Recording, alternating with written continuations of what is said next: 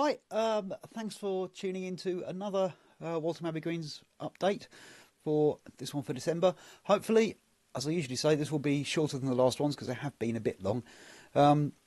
So let's crack straight into it with the traditional 250 and 251 bus service update. Right, the court paper's gone in for the judicial review.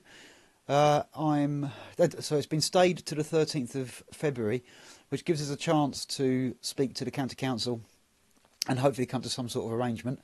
Now, they've made it quite clear that they're not going to subsidise 2 buses. But I personally think it would be reasonable to ask them to subsidise 1 evening bus. I think it would be good if it left Waltham Cross at about 11 o'clock and went round following the 66 route up through Waltham Abbey up to Upshire, back round to Loughton and Debden, and then come back up Loughton High Road, because that way you're picking up as many people as possible with what will be the last bus of the evening. It should also help cut down on traffic through Epping Forest, helping reduce deer deaths, and also it means that people can get back from the pub without having to drive or get a taxi. The 418 was under threat. It doesn't really affect Waltham Abbey, except that people in Waltham Abbey might need that to go on to other places. The 418 was under threat. It appears to have been saved by the County Council and Trustee Bus working together. I was sent a thank you email today, I think, thanking me for my work, but frankly I didn't do a great deal. All I did was email Trustee Bus and the County Council to ask if they knew what was going on and what was going on, and they basically said that, yeah, they're working together. The people who really did the work were predominantly Annie from Thaden Boys Parish Council, who did a lot of work, did a lot of phoning around, and Danielle Fox, who put a couple of questions in. I'm sure there are other people, but they're the people I'm aware of. So kudos to them. That's where your thanks should go, not to me, but I only sent 2 emails. There you go. Right, Royal Gunpowder Mills news. There's not been much, but from what I gather, the operating company, the trustees and the Friends of the Gunpowder Mills are working together quite well. So basically it seems that everyone's in a much better position than they were a year ago. And I must say, it just shows why you should get involved in local campaigns, because it was the local campaigning that raised the profile of the problem, and if it wasn't for that, the Royal Gunpowder Mills, the PGL proposals, were probably being accepted. Right, another issue. I'm told that the District Council is hassling people on Hillhouse to get rid of their outside cupboards or the outside storage space, which was initially sort of coal storage. I don't know much about this. It was something that was mentioned to me the other day, but I'm going to look into it and give whatever support I can.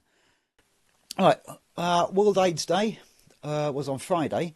I organised a stall in Waltham Abbey on Sun Street outside the Co-op, and we managed to raise 80 quid plus, more than 80 quid, which is nearly twice what we raised last year, so that's brilliant. Thank you, Waltham Abbey, that's really quite impressive.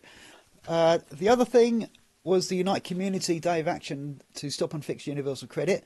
I've already ranted about universal credit in the last video, so I won't go into all that again, but massive thanks to Dave Foreman from Harlow Trades Council, who came along and helped on the stall, and to Nick Robinson from Momentum Epping Forest, who also came along and helped on the stall.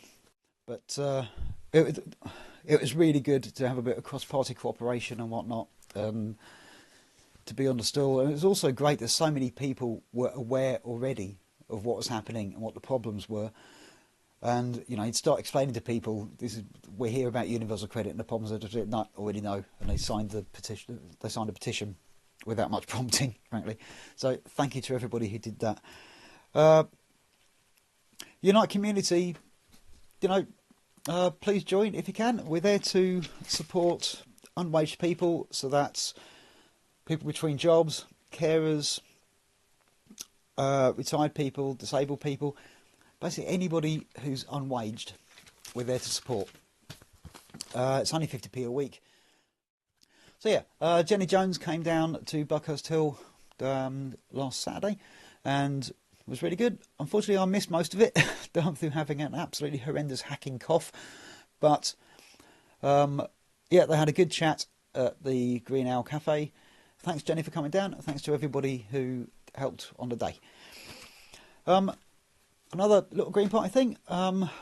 We're now down to, unfortunately, we've only got one Green Party councillor on Essex County Council, which is a real shame. But the good thing is, he's a really good bloke, James Abbott. He was on BBC Sunday Politics East. I'll pop the link below.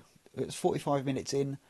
He was talking about trains and opening up more train stations, and he was talking about wind farms. To be honest, it does seem like if you're a Green, you tend to get asked about the obvious Green stuff rather than all the other stuff that we do. But, you know, James is good, and at least it gets us on the telly.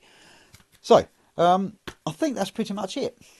So, thanks for watching, and, yeah, I'll send a Christmas message just before Christmas, or Yule, or whatever you're celebrating. So, yeah, thank you.